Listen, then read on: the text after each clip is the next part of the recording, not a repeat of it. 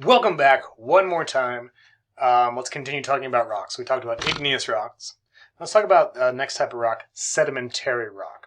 So sedimentary rocks form from deposited, compacted, and naturally cemented together sediment. Sediment is broken down pieces of rock into smaller pieces. Typically, sedimentary rocks form under conditions of low pressure and or lower temperature, kind of near the surface.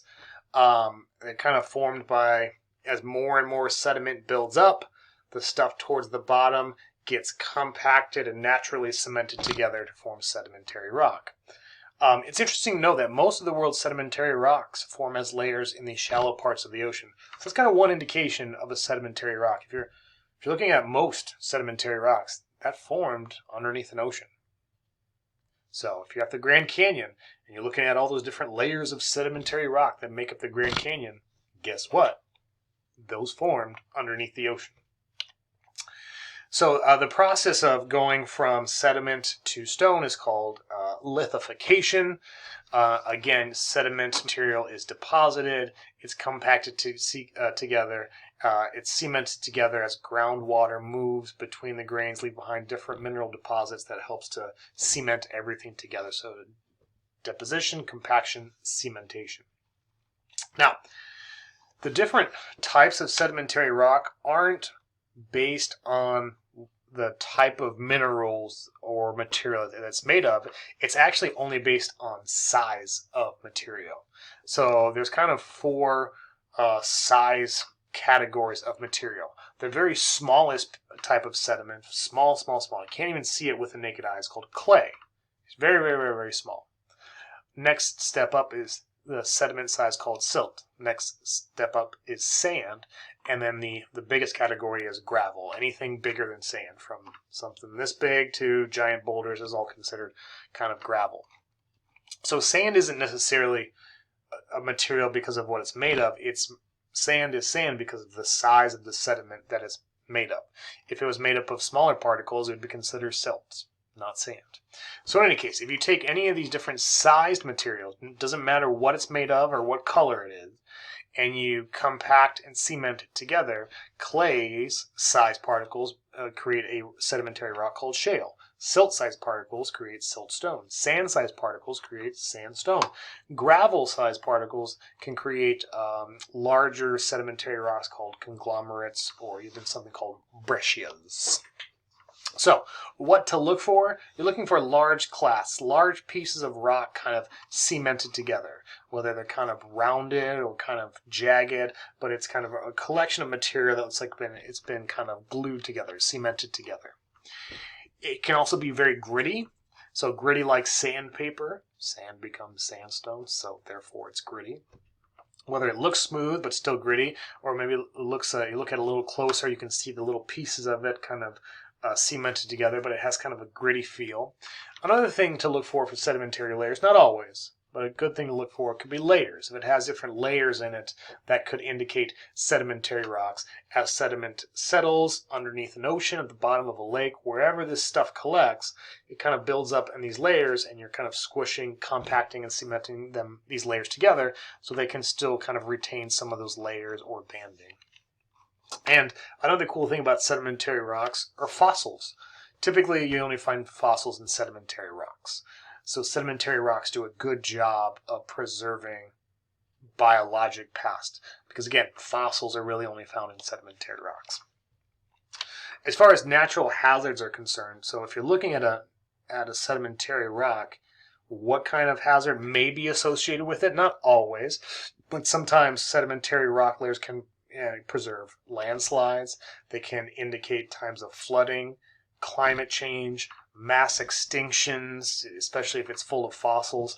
So sedimentary rocks can kind of record these things. Not all sedimentary rocks mean this. Not all igneous rocks means there was some giant volcano. It's just they could, if they did, as far as indicate particular hazards. Sedimentary rocks, these are those. So when you're looking for sedimentary rocks, layers or layers or pieces kind of cemented together, they can be very gritty, more earthy tones. Nothing too fancy to look at, but again, they do tell one heck of a good story. So we have igneous rocks, sedimentary rocks, and then we have metamorphic rocks.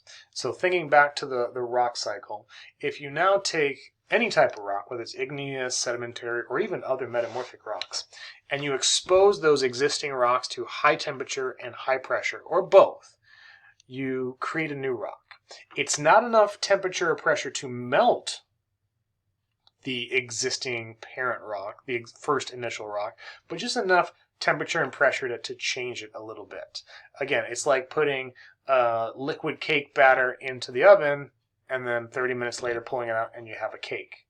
So, heat and pressure kind of altered it a little bit. It's still flour and milk and butter and eggs and whatnot, but the heat and pressure altered that original state, that weird liquid state, to this now spongy cake-like state. Same thing with rocks. You take any type of rock, expose it to a little bit of heat, or actually some high heat and high pressure, not enough to melt it, but just enough you can actually start to change rocks a little bit, and then you are creating metamorphic rocks. You can create metamorphic rocks, again, with heat and pressure by something called an igneous intrusion. So if you have this hot magma kind of cutting its way or bubbling up through the layers of the earth, any rocks that are close or in contact with that hot magma layer, if it doesn't melt, can be altered due to this high temperature and be changed. Convergent boundaries, a lot of pressure and heat as plates are grinding and sliding past one another, creating metamorphic rocks. If you bury things under enough material, or if it's a convergent boundary and a plate is subducting, it's going down far enough, not too far to melt, but you can induce high temperature and high pressure to change. Man, I must be tired today. To change rocks, excuse me. Or impacts from comets, asteroids, large impacts hitting the earth. That's a lot of pressure and a lot of heat, so you can change the existing rocks right in that area. So again, you have some sort of igneous intrusion. The area around it can receive some of that heat as it's kind of radiating off of that igneous intrusion, altering those rocks. Again, having a convergent boundary, this collision and compression of material, high pressure, can cause rocks to alter via high heat and pressure to become these new metamorphic rocks. Burial, as well as impacts. So this kind of shows you how that can kind of work, because you have something moving very fast, and when it hits, it has a lot of force, therefore a lot of pressure, a lot of heat are generated, so you can create, you can alter some of the rocks right around this existing area. All right. So for instance, a mineral called swavite you can create. So other shocked gneiss. These are all metamorphic rocks that are created due to these impacts. So what are you looking for in metamorphic rocks, or to identify something as a metamorphic rock? You're looking for foliation. This is not layers. These are not layers per se. Foliation is mineral banding. So the crystal minerals are kind of separating and lining themselves up like stripes, zebra stripes almost. So that can indicate something that was squished and these minerals were kind of lined up. If you're looking for metamorphic rocks, another thing to look for, if different mineral grains or rock grains were squished and elongated, almost stretched. That's due to high heat and high pressure, kind of pulling on rocks, stretching them. Think about like how you pull on Play-Doh. Some metamorphic rocks are very shiny, very sparkly. Oh, they're so pretty. These are my favorite types of rocks. And sometimes they contain other minerals, like this is the gemstone garnet, which is really only created in these metamorphic processes. So again, what do metamorphic rocks indicate as far as natural hazards? Again, convergent boundaries, tectonic uplift, because if you're in some areas, if these metamorphic rocks are created deep down due to high heat and high pressure, how am I now walking around on them? So it indicates tectonic uplift, impact events, earthquakes, a number of different things. And here's some examples of some metamorphic rocks. Again, you can see the foliation, these mineral bandings as these kind of minerals kind of line themselves up. You also see kind of gemstones in some of these metamorphic rocks. These are garnets. So, again, the different types of rocks, form different processes, and in those processes, hazards can be created. So, looking from igneous to sedimentary to metamorphic, all of those can be created in the same area, but just by a little bit different processes. Igneous tied to volcanics, sedimentary rocks tied to material being deposited and built up, metamorphic rocks, high heat and high pressure altering things. So they tell a story. Rocks tell a story. And again, with the rock cycle, it's not always just igneous, sedimentary, metamorphic, igneous, sedimentary, metamorphic. That's an example, but it can go any which way.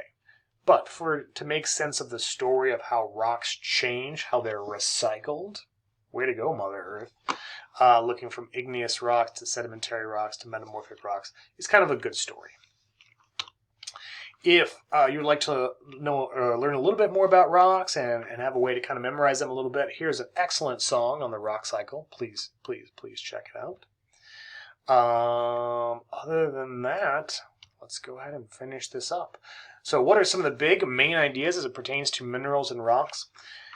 Not so much on the minerals, but more so focus on kind of what these minerals and or rocks tell you as far as hazards are concerned. So do know the basic difference between minerals and rocks. That was in section 3.